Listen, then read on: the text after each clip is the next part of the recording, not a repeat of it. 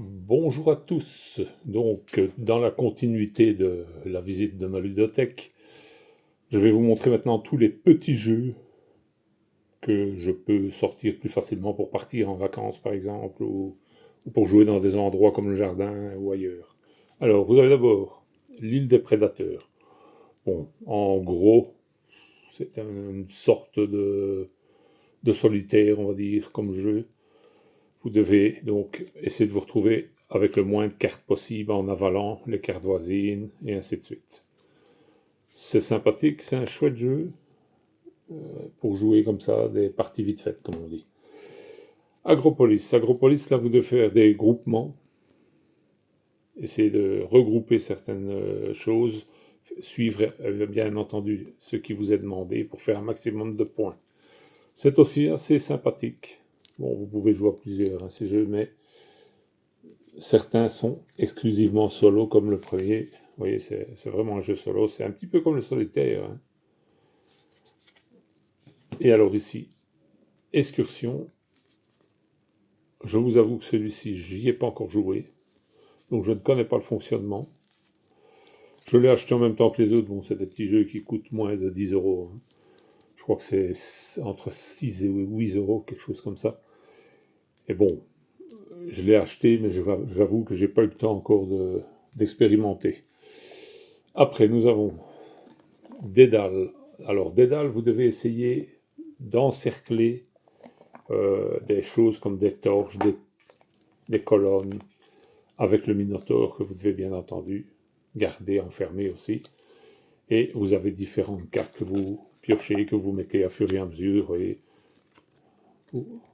la carte arrière vous dit la couleur que vous devez masquer, et ainsi de suite. C'est un jeu quand même assez réflexion comme ça, je vais dire, un bon jeu de réflexion. Alors, ici, The Game, là aussi, c'est une forme de réussite, on va dire. Vous devez donc monter les cartes de 1 à 99 ou les descendre de 99 à 1. Vous devez épuiser toutes les cartes que vous avez en main en arrivant à les augmenter. Vous pouvez changer en fonction, par exemple, si vous avez 36, vous pouvez mettre 26 et ainsi de suite. Vous pouvez monter comme ça. C'est un système un peu comme une réussite. Je ne sais pas mieux le remettre qu'à une sorte de réussite. C'est aussi sympa et c'est assez bien foutu, hein, parce que c'est pas si évident que ça.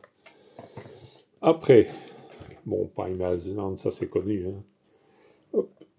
C'est le jeu que vous tenez dans la main, que vous manipulez, donc pour obtenir un maximum de réussite. Et après, ben, vous comparez en fonction du score que vous avez.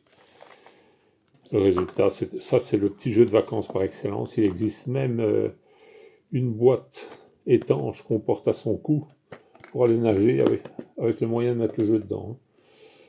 Voilà, après, nous avons des jeux un peu plus imposants. Set a Watch. Là, vous devez éliminer une partie d'ennemis tout en vous refaisant une santé au feu de camp. C'est un jeu avec des dés et des cartes. Donc, vous devez choisir vos attaques pour éliminer les ennemis à fur et à mesure. Et je dois dire que c'est sympathique au début. Ça paraît un peu comme ça compliqué, mais une fois qu'on a fait quelques parties, et c'est assez sympa. Voilà, ça c'est la version 2, il existait une version 1. Moi je me suis lancé au deuxième tour. Pardon, après. Cyberdome Tower. Bon, c'est un petit jeu assez sympa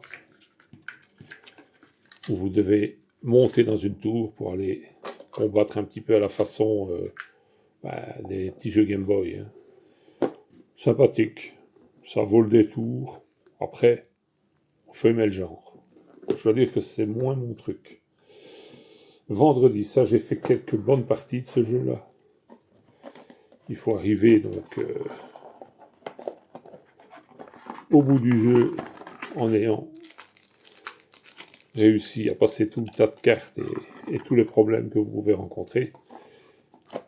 C'est aussi un petit jeu sympa de réussite comme ça. Il y a déjà un bon bout de temps que j'y ai pas joué, j'avoue.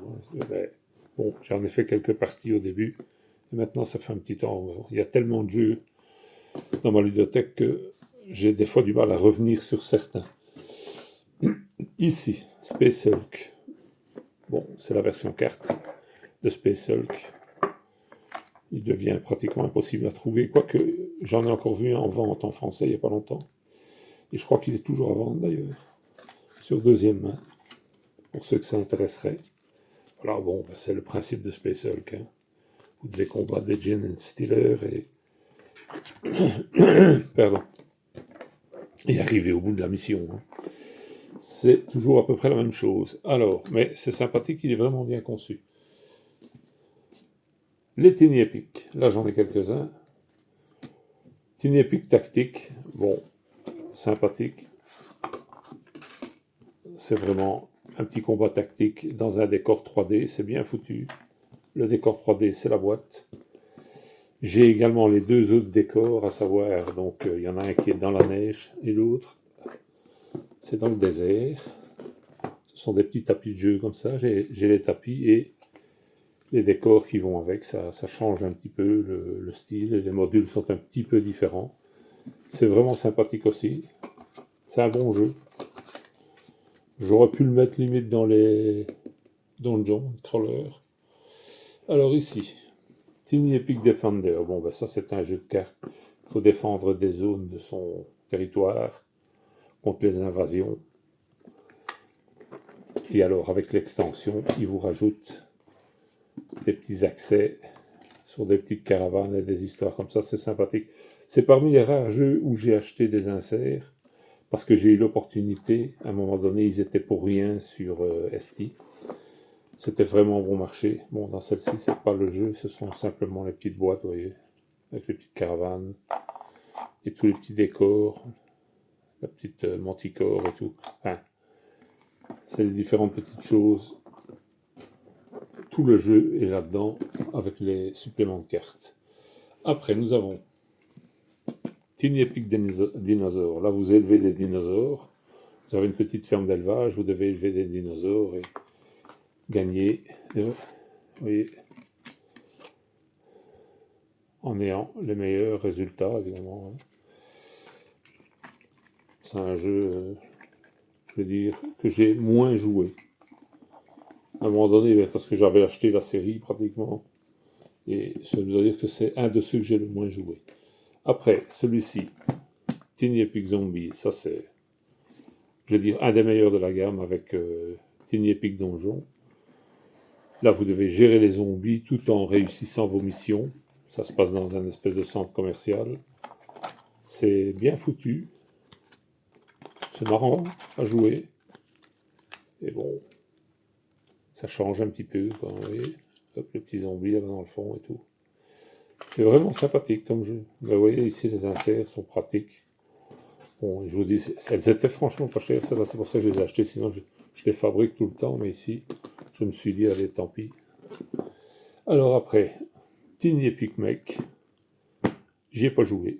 Je ne saurais pas vous dire. Je sais qu'il faut programmer ces robots pour combattre. Ce sont des robots avec des armures et tout. Vous allez dans l'armure et vous combattez un genre d'exosquelette comme ça. J'y ai pas encore joué. Je ne saurais pas vous dire comment ça marche.